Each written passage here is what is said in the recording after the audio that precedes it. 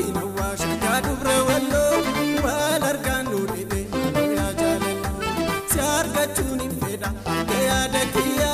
yani kene dube kani fedia kaseda mukomolcha yetu da moborana hargan kena puricha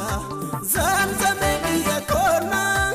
haribun anjadika haribun anjadi kaninu farana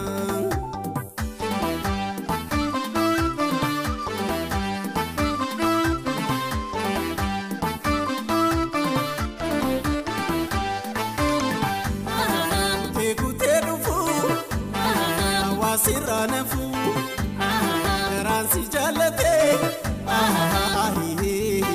Jesus narafu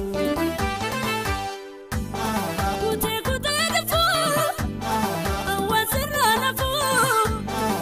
Ransi jalate Jesus sirafu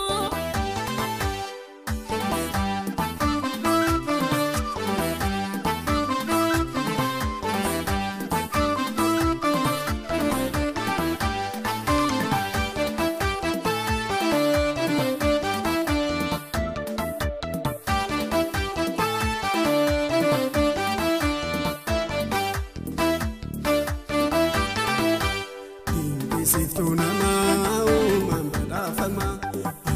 Sarga duti adu kalama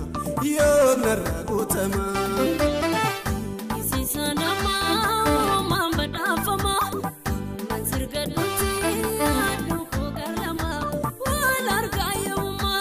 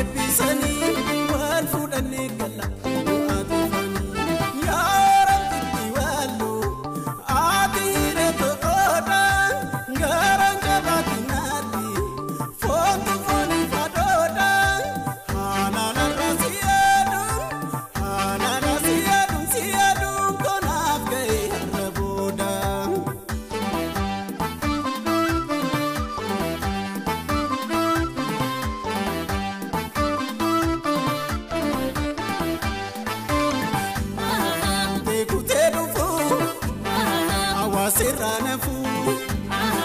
Ransi jalate